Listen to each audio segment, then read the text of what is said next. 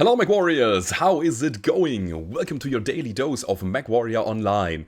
Today guys, we are playing the Hunchback because I got a lot of requests from people who wanted to know how to play LRMs more effectively, more efficient, and this is what we do today, guys. This is a little bit of a change of pace. It is actually quite a challenge playing LRMs when you want to play them in a very active manner. And as you might know, I like playing it very, very actively.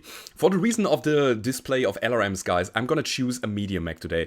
You don't necessarily have to boat LRMs in a heavy. You don't necessarily have to boat LRMs in an assault mech. Leave those slots open for other people. It's just my approach, it's just my invitation to you to just go for something that is mobile enough to actually keep up with the pace of the team and nonetheless have a bunch of LRMs that just shred the armor of the enemy.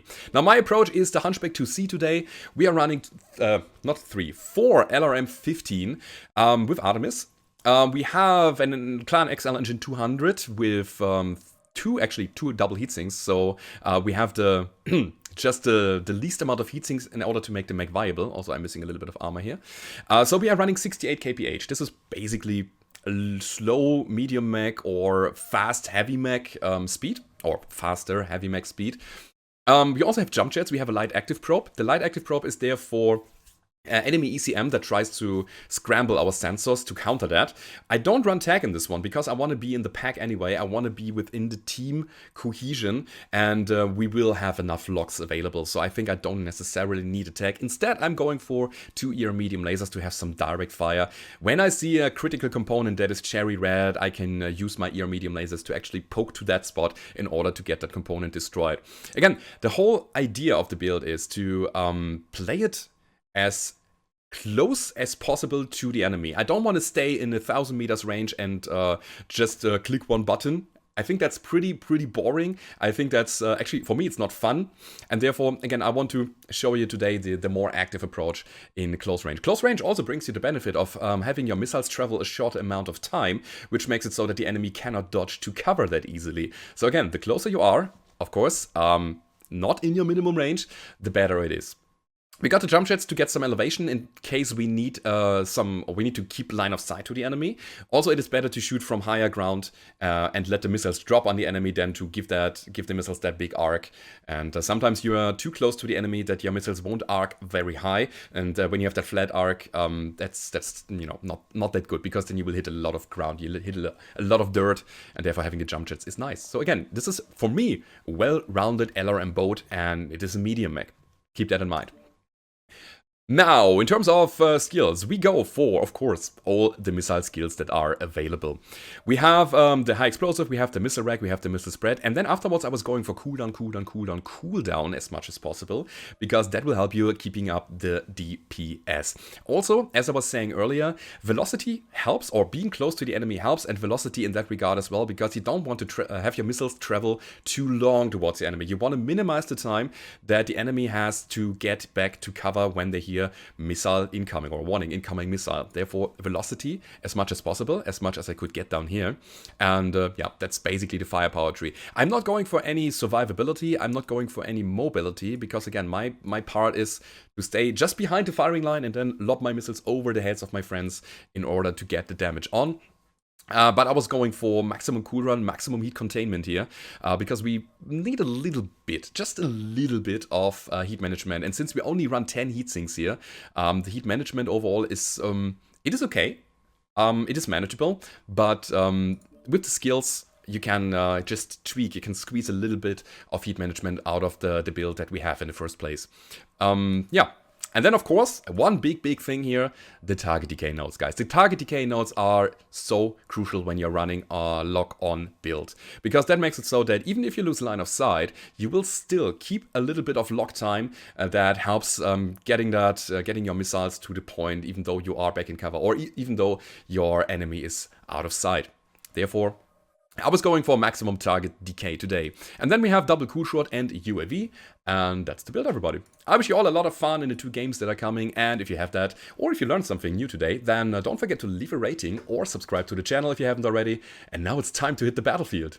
Alright, first game of the day. We are playing Canyon Network. We are playing domination. We want to go into... Ooh, No, that's not good. There's an awesome peeking. Peeking is not good because my missiles will hit the ground before they reach the enemy. So, I mean, he's just diving down to cover and then, yeah, my missiles wouldn't connect. So, therefore, I will not make this guy my target unless I know he's moving out of his cover. And it seems like he's doing right now. I mean, yeah, he is. Worst case scenario would have been that I would have just suppressed him so that he couldn't peek anymore and we could advance safely. Guys, whenever you're dealing not damage, try to think about what you can do to otherwise help out your team. And again, suppressing fire is the thing that is legitimate for me. Now, we lost a friend already. That's not so good. I want to make them aware that we have missiles here, therefore shooting the huntsman a little bit. And what we need to do now is we need to get a kill in return as quickly as possible. Good old ASAP here. So, a QAP. A whatever. A... Oh! Aha! King Crab. Let's go. This guy is running ACs. As soon as we are, or as long as we are in this area here, he's dead. Cool! That's exactly what we were talking about just a second ago. Let's push forward to Delta 3, guys. There are still enemies in the trench. Like those guys. On the Orion. No, never mind. On the Awesome. Oh, he's running PPCs. Yep, a bunch of them. I mean, I still have a lot of missiles to throw out there. And I'm also getting shot from the left side. That's the thing about the Hunchback. It is not the sturdiest mech in the world. And therefore, be careful. Be extremely careful with your positioning. Give me that target. Can we? Oh, yeah, they changed the missiles in order to make those curveballs not possible anymore. Or harder to get. Uh-oh. Medium lasers. Let's push forward, guys. We have the advantage. Let's keep him under pressure. There's an Orion, the Orion that I saw before. And yeah, this is the perfect distance for me to actually engage here. This is where I want to be. This is what I want to do. Just staying behind my big guys, throwing some fire support over to the front line. And we keep getting kills here. Okay, keep up the pressure, guys. 5 and 2. 5 and 3 now. Of course, a problem that we would have is ECM, like the Hellbringer down there. We need to take him out as quickly as possible. As you can see, it's taking a long time until we actually get our locks there. However, we will get there. Dead. Cool. Timberwolf down there. And that's the cool thing about the build, guys. You can be active. You have mobility and firepower. And again, the indirect fire, it gives you the options to actually engage every time, like at all times. Doing another circle here. There's a Viper. Trying to not hit my friendlies, of course, in the back with the missiles. Gonna switch target now to the Huntsman. Because it's the easier target to hit, it's slower, and therefore my missiles will connect better. I couldn't really make or take advantage of the Artemis system that I have, since I don't have line of sight. But we got a kill nonetheless. And another circle around the center. Ah, that's so crazy. What you can see, by the way, is the heat management of the build. It is so damn glorious. It is really good. I'm making a cut here, by the way, in order to engage the Enforcer directly. I should probably twist to the other side. He should down. I saw that his leg was open, so I'm gonna take it so I can disengage again and try to fall back a little bit. Now, the light mech up there, the urban mech, is a problem. So we're gonna try to get rid of him as well. We only have 2 enemies alive, so, I mean, that's the thing. And in this situation here, I just try to stay in low ground. I mean, I don't have another option, so that I'm not in danger of getting shot too much anymore. Because my mech is down to 69%, and, you know, I don't want to risk it losing it. I don't want to risk losing any weapon systems here. And Irby is dead. Cool. So, last enemy is actually in the circle somewhere. No, not anymore. I don't know if he went away or if the timer just started ticking. It might be. He's still alive. He also has a ping, so there is no disconnect. There's maybe an AFK. You know where he is? Well, I mean, he's asking for assistance in Echo 4, so... Okay. Yeah, I'm coming. Let's see. But yeah, again, this is what I love about the Hunchback as a missile support. You don't really need a heavy mech. You don't need an assault mech in order to run a lot of missiles. And as you can see, we were basically constantly engaged, and we still have 1,000 missiles left. Okay, this guy is running ECM, but I want to show you something. Maybe I can. Give me a second. You can dumbfire them. I mean, yeah, he is in motion now. That makes it a bit difficult. But still, you don't really have to get locked in order to shoot your long-range missiles. You can just go in and, on a steady target, just shoot him. Just shoot him. Your missiles will connect anyway, unless he moves away, of course. Alright, let's go for this. Missile support. And there's the kill. So, what we now need to do is we need to get back into the center. Alright, so what happened here, guys? Let me quickly recap. We had a very active team, and I was able to just constantly support fire. I didn't have to stay all the way in the back, and again, this is, for me, actually very boring, very passive gameplay that I don't like to do so much. Therefore, staying within the pack, constantly lobbing missiles above their heads, amplifying their damage, shredding off armor so that the brawlers, the more pinpoint-oriented builds, can then go for the components that are weak, getting the advantage for you, getting the kills, and as a result, win the game. So that's how the LRM support fire, in my books, is supposed to be played.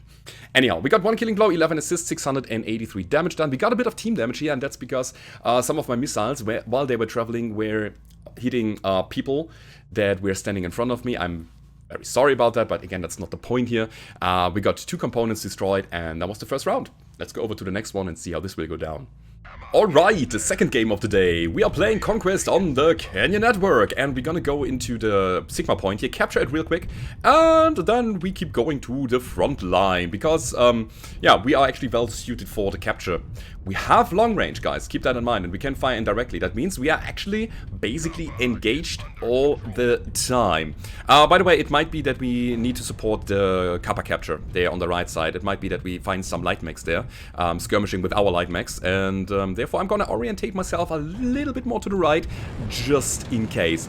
Again, closer we are, the quicker our missiles will hit the target, and less time the enemies have to dodge it. Seems to be clear though. So what we're gonna do is go to the center. Let's go there. Let's go. Man, I love changing the pace sometimes. Is really, really nice. There's a guy. Can I hit him? No, he's far. Oops, sorry, that was not my intention. He's too far out there. We have a Sun Spider though. Sun Spider, great target, because Sun Spiders are quite steady. That means that we can hit him quite well. By the way, Dragon. I wanted to stay on top so that I could actually keep my own lock there.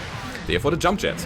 Keep in mind, guys, we have jump jets, so might as well use them. Can we go up there? Not quite, but now it should be possible again. Come on, come on, come on. Give me that lock, give me that lock. Yeah, I think he's out again. Yeah, he's behind that thing. So, in order to get something done, what do we do? Where would we position ourselves? Absolutely behind our big guys, again. We want to shave the armor for the brawlers, and therefore the brawlers need to be a little bit in front of us. We can suppress this Zeus there, which I'm probably doing here. Just shooting him a little bit. Make it so that he will be in cover for a while. So, high ground, guys. High ground in order to shoot over this canyon. Therefore, we use the jump jets, we use the lasers, and afterwards, we just keep going. Keep pushing around, guys. Gonna shoot the Foxtrot guy, the Direwolf. He has a lot of firepower. That means he, if he's distracted, we take out a lot of firepower. And he's not shooting, as you can see. Alright, keep pushing, guys. Let's go around. Let's not stay in low ground. We have them push back. Now's the time. There's a lone stalker doing nothing. Come on, guys. I'm at the moment shooting him alone. We can definitely do it together. I need to be careful with my heat, though. Also, UAV. I want to see when they are coming around the corner. Alright, so there's that. We have a Jenner there. We can shoot him once. Ah, damn it, damn it, damn it. That was a problem. I accidentally shot my stuff at the same time. You can see lots of internal damage now. Anyhow, we keep going. We have to. That's a kill on the dragon. We are 3-1. And I think now we have enough momentum to actually finish the game. I will go for the Sun Spider because the Sun Spider is running ECM. And of course, ECM is a thing that we cannot have happen. Light mechs in the side. Back up, please.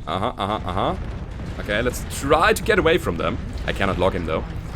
Again, lots of ECM on the field there. What I will do is now, I want to jump in order to get elevation. It's not enough to hit the Cyclops though. And yeah, again, I need to keep up with the NASCAR in a wider circle than my teammates are doing. I think it's not working at the moment, so we go back to something else. The Zeus, for example. Oh, perfect target. Let's get the Zeus. Also, I need to move in again. To the right side. Can we destroy a component of the Zeus? That would be so amazing. Apparently we cannot. Okay. So where to go then? Over to the Arctic Wolf. Over to the... Oh, Hunchback. Perfect. There's the Zeus again. I really need to change target now, because the Zeus is the better target for me. Let's get him. Come on, come on.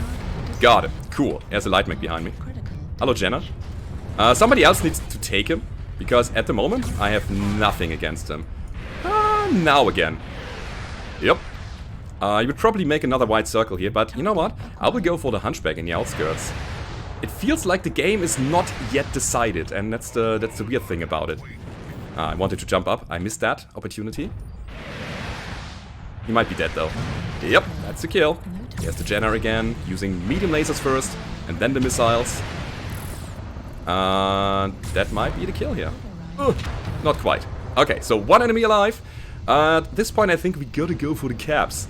I thrashed my mech big time with the internal damage. And again, it was just one misclick. Because one of my weapons was on cooldown, the other was not. I was trying to click the one that was on cooldown and then realized, oh wait, this thing is on cooldown, so I clicked the other one and then I released the mouse button too late for the first to fire again and shot the second one at the same time. That was a problem. Now we go for Gamma, sure, because that's one of the capture points that needs to be capped. And I'm reasonably fast in actually to go there. I will have a problem as soon as the light mech is coming over, of course. I don't have the range there. That guy running away. Do we have enough capture? Yeah, we have enough capture points, so I could go to Gamma, or I could try to help out my guys over there. So let's go down the helping path. We need 990 meters. Let's see if we can get into the proximity of the locusts, supporting the guys with a little bit of long range. And this is it. Yeah. Hello, locust. I have no idea if my missiles will hit.